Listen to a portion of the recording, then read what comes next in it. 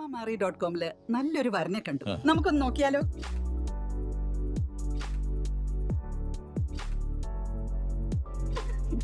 എന്തായാലും നമ്മൾ അറോമ മാറി തെരഞ്ഞെടുത്തത് ശരിയായ തീരുമാനമായിരുന്നു.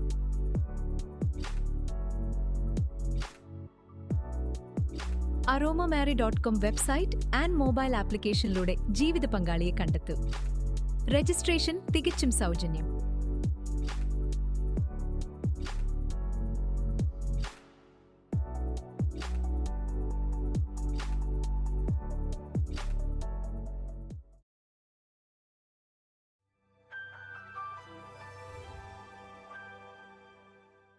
പാട്ട് പാടുവാനും ഉറക്കെ പ്രാർത്ഥിക്കുവാനും എല്ലാവർക്കും അറിയാം.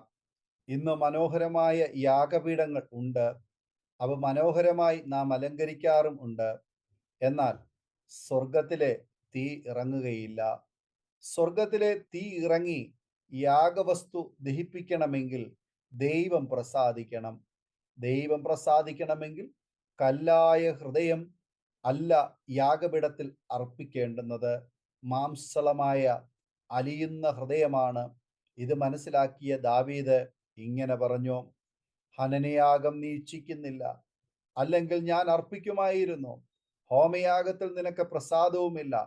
ദൈവത്തിൻ്റെ ഹനനയാഗങ്ങൾ തകർന്നിരിക്കുന്ന മനസ്സ്, തകർന്നും നുറുങ്ങിയുമിരിക്കുന്ന ഹൃദയത്തെ ദൈവമേ നീ നിരസിക്കുകയില്ല എന്ന് 51-ാം സങ്കീർത്തനം 16-17 വചനങ്ങൾ നാം വായിക്കുന്നു. എത്ര വില കൂടിയ സമ്മാനം യാഗപീഠത്തിൽ അർപ്പിച്ചാലും ദൈവം പ്രസാദിക്കുകയില്ല. ദാവീദ് വലിയ പാപങ്ങൾ ചെയ്തു. എന്നാൽ തകർന്നും നുറുങ്ങിയുമായ മനസ്സുമായി യാഗപീഠത്തിലേക്ക് കടന്നു വന്നു. ദൈവം അവനിൽ പ്രസാദിക്കുകയും ചെയ്തു. ശരിയായ യാഗം എന്താണെന്ന് പൗലോസ് അപ്പോസ്തലൻ നമ്മെ ഓർമ്മപ്പെടുത്തുന്നു. സഹോദരന്മാരെ, ഞാൻ ദൈവത്തിൻ്റെ മനസ്സലിവ് ഓർപ്പിച്ച് നിങ്ങളെ പ്രബോധിപ്പിക്കുന്നത്, നിങ്ങൾ ബുദ്ധിയുള്ള ആരാധനയായി നിങ്ങളുടെ ശരീരങ്ങളെ ജീവനും വിശുദ്ധിയും ദൈവത്തിന് പ്രസാദവുമുള്ള യാഗമായി സമർപ്പിപ്പീൻ. ഈ ലോകത്തിന് അനുരൂപമാകാതെ നന്മയും പ്രസാദവും പൂർണ്ണതയുമുള്ള ദൈവഹിതം ഇന്നതെന്ന് തിരിച്ചറിയേണ്ടതിന് മനസ്സ് പുതുക്കി രൂപാന്തരപ്പെടുവീൻ എന്ന് റോമാലേഖനം 12-ാം അധ്യായം 1-2 വചനങ്ങൾ നാം വായിക്കുന്നു. ഇതിൽ 2 കാര്യങ്ങളാണ് നമ്മെ പൗലോസ് അപ്പോസ്തലൻ ഓർമ്മപ്പെടുത്തുന്നത്. ഒന്ന്, നാം ബുദ്ധിയുള്ള ആരാധനയായി നമ്മുടെ ശരീരങ്ങളെ ജീവനും വിശുദ്ധിയും ദൈവത്തിന് പ്രസാദവുമുള്ള യാഗമായി അർപ്പിക്കണം.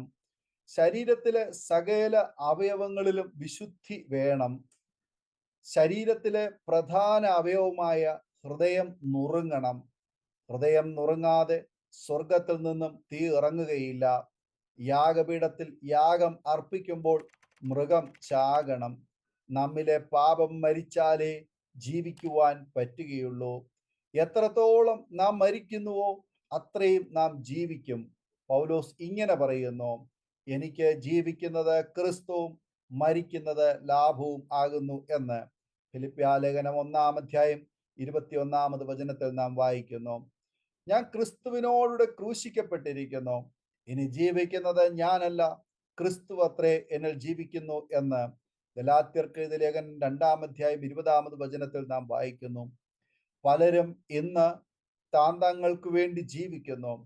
ക്രിസ്തുവിനായി യാഗമാകുമ്പോൾ ശരീരത്തെയും മനസ്സിനെയും വിശുദ്ധമാക്കണം. ഹൃദയം നല്ലപോലെ ഉടയണം. അപ്പോൾ സ്വർഗത്തിലെ തീ ഇറങ്ങും. അല്ലെങ്കിൽ യാഗവസ്തു യാഗപീഠത്തിൽ ഇരുന്ന് നാറും.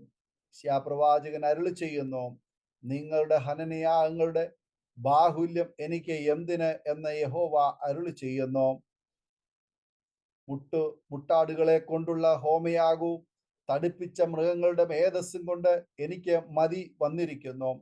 കാളകളുടെയോ കുഞ്ഞാടുകളുടെയോ കോലാട്ടുകൊറ്റന്മാരുടെയോ രക്തം എനിക്ക് ഇഷ്ടമല്ല എന്ന് യെശയ്യാപ്രവാചകന്റെ പുസ്തകം 1-ാം അധ്യായം 11-ാമത് വചനത്തിൽ നാം വായിക്കുന്നു. ബാഹ്യമായ ആരാധനകളിൽ ദൈവം പ്രസാദിക്കുന്നില്ല. ശരീരത്തിലെ പാപങ്ങളാകുന്ന മുറിവുകളെയും വ്രണങ്ങളെയും യേശുവിൻ്റെ രക്തം കൊണ്ട് കഴുകണം. അതിന് ഈ മൺപാത്രം ദൈവസന്നിധിയിൽ ഉടയണം. ഹൃദയം നുറുങ്ങുമ്പോൾ സ്വർഗത്തിൽ നിന്നും തീ ഇറങ്ങി നമ്മെ വിശുദ്ധീകരിക്കും. 2, ലോകത്തിന് അനുരൂപമാകാതെ മനസ്സ് പുതുക്കി രൂപാന്തരപ്പെടുവീൻ എന്ന്. നമ്മുടെ രാഗമോഹങ്ങളെ ക്രൂശിക്കുവാൻ തയ്യാറാകുന്നതാണ് ശരിയായ യാഗം. ഈ ലോകത്തിന്റെ ഒഴുക്കിനനുസരിച്ച് ഒരു ഓളത്തിൽ പോകുന്നവരാണ് ഭൂരിഭാഗം ആളുകളും. ലോകത്തിന് അനുരൂപരാകാതെ വ്യത്യസ്തത നാം പുലർത്തണം എന്നും നമ്മുടെ മനസ്സിനെ പുതുക്കണം. ജഡമോഹം, കൺമോഹം, ജീവനത്തിന്റെ പ്രതാപം, ഇങ്ങനെ ലോകത്തിലുള്ളത് എല്ലാം പിതാവിൽ നിന്നല്ല, ലോകത്തിൽ നിന്നത്രേ ആകുന്നു. ലോകവും അതിന്റെ മോഹവും ഒഴിഞ്ഞു പോകുന്നു, ദൈവ ഇഷ്ടം ചെയ്യുന്നവനോ എന്നേക്കും ഇരിക്കുന്നു എന്ന് 1 യോഹന്നാൻ 2:16-17 വചനങ്ങൾ നാം വായിക്കുന്നു. ദുഷ്ടശക്തിയായ സാത്താൻ നമ്മെ ആക്രമിച്ച് കീഴ്പ്പെടുത്തുവാൻ പരിശ്രമിക്കും. അപ്പോൾ അവനോട് പോരിന് ഇറങ്ങണം. ജഡീകമായ ആയുധവുമായല്ല പോരിനിറങ്ങേണ്ടത്. എഫെസ്യ ലേഖനം 6-ാം അധ്യായത്തിൽ പറയുന്ന കർത്താവിന്റെ സർവായുധവർഗം ധരിച്ചുകൊണ്ടാണ്. ഞങ്ങളുടെ പോരിന്റെ ആയുധങ്ങളോ ജഡീകങ്ങളല്ല, കോട്ടകളെ ഇടിപ്പാൻ ദൈവസന്നിധിയിൽ ശക്തിയുള്ളവ തന്നെ. 2 കൊരിന്ത്യർക്ക് എഴുതിയ ലേഖനം 10-ാം അധ്യായം അതിന്റെ 4-ാമത് വചനം. നമ്മുടെ ശരീരത്തെ ബുദ്ധിയുള്ള ആരാധനയായി ജീവനും വിശുദ്ധിയും ദൈവത്തിന് പ്രസാദവുമുള്ള യാഗമായി സമർപ്പിക്കാം. ഈ ലോകത്തിന് അനുരൂപമാകാതെ മനസ്സ് പുതുക്കി രൂപാന്തരപ്പെടാം. അങ്ങനെ ദൈവപ്രസാദമുള്ള യാഗം നമുക്ക് ദൈവത്തിൽ അർപ്പിക്കാം. ഈ വചനങ്ങളാൽ ദൈവം നമ്മെ അനുഗ്രഹിക്കുമാറാകട്ടെ. ആമേൻ. നമ്മുടെ മകന്റെ വിവാഹം കുറച്ച് ടെൻഷനായിരുന്നു. അപ്പോഴാണ് ഞങ്ങൾ aromamary.com രജിസ്റ്റർ ചെയ്തത്. അവിടെ നിന്നാണ് നമ്മുടെ മകന് നല്ലൊരു പെൺകുട്ടിയെ കണ്ടെത്തിയത്. ഇന്ന് തന്നെ aromamary.com ഡൗൺലോഡ് ചെയ്യൂ.